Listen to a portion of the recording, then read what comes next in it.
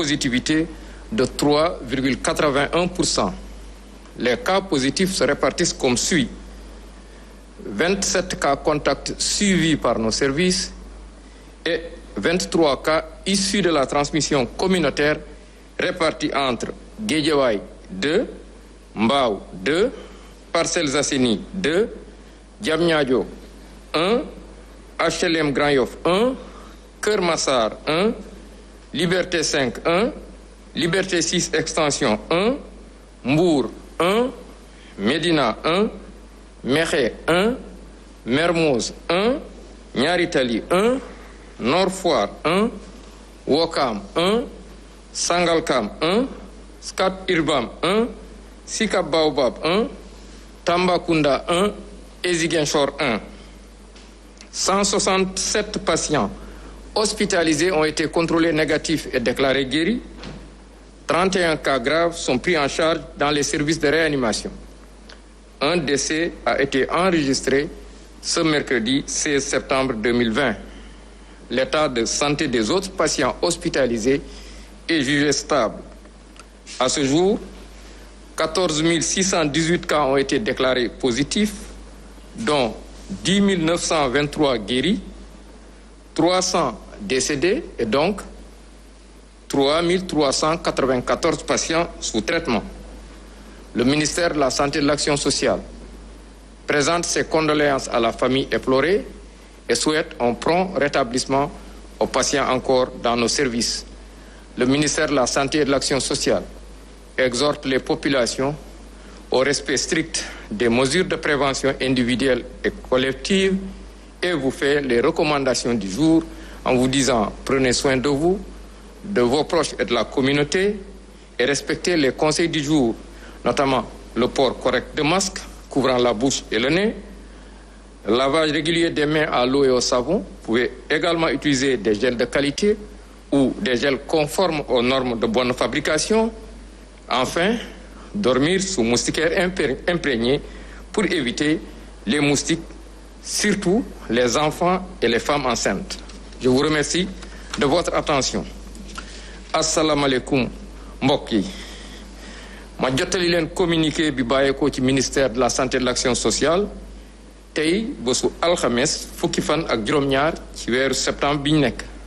Ministère de la santé et de l'action sociale jot na résultat examen virologique yi may waaj a lim ci junni ak ñetti téeméer ak fukk ak ñaar test réalisé mooy maanaam yi ñu def juróom fukk ñoo ci positif.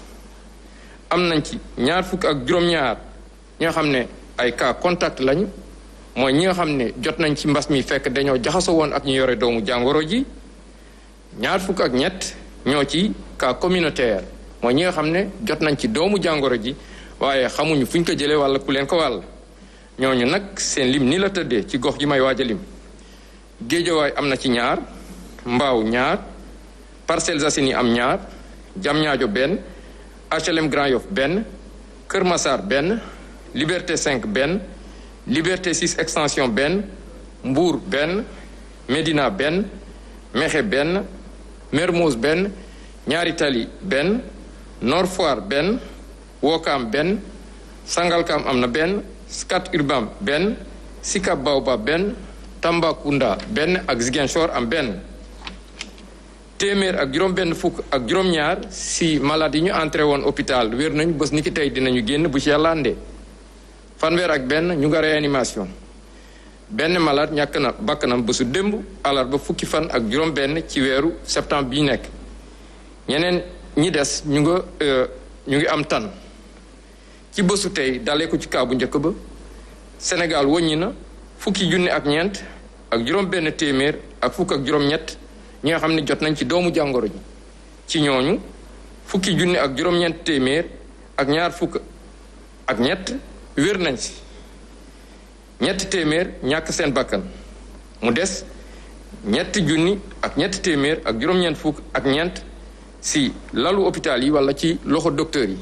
Ministère de la santé et de l'action sociale mu ngi ñaanal kooku génn àdduna yàlla xare ko àjjana di ñaanal tamit ñi des ci hôpital yi yàlla may leen tan ba ñu génn ak jàmm.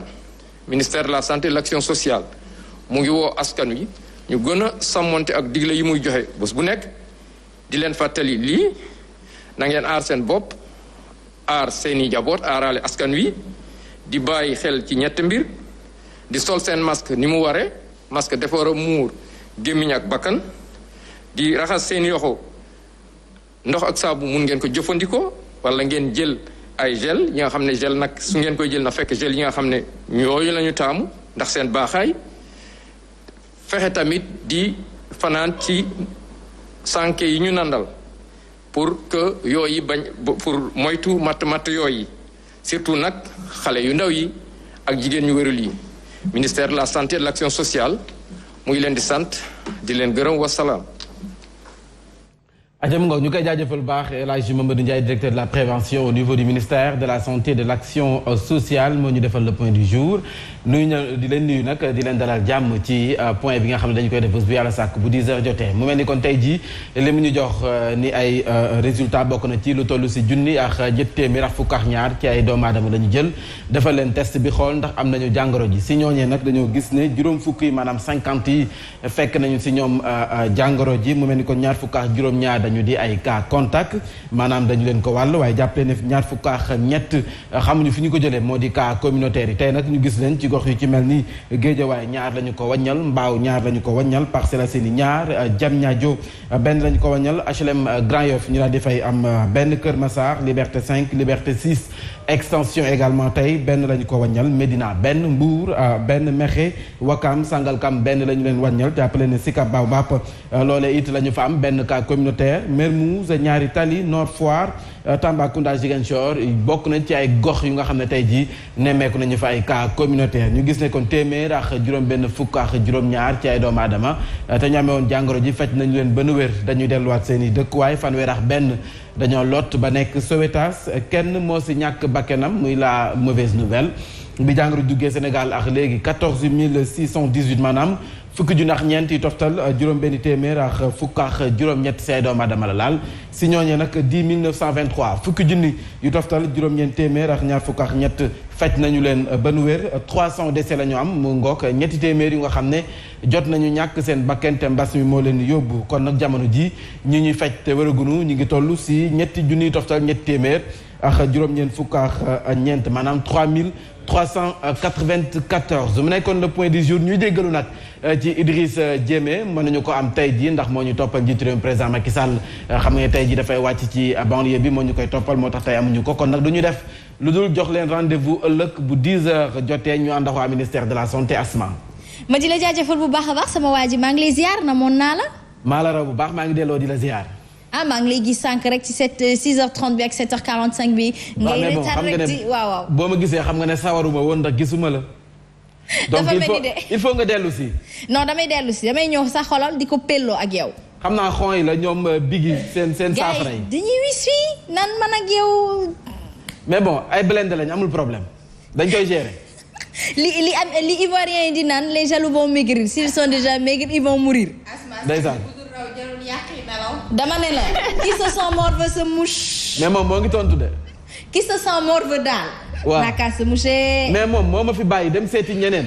amul problème leneen loolu war ko teg ko ci. leneen loolu war ko. leneen loolu war ko nag ànd boo wàcc nag dem fekk fa borom boo bëggee ñëwaat dabbi sa bos mu fekk fa borom itam. non ànd bi am na borom. waaw. Aïcha merci beaucoup sama waa ji kon ñu jox la ji DG ba ëllëg incha allah. incha allah à demain. merci beaucoup.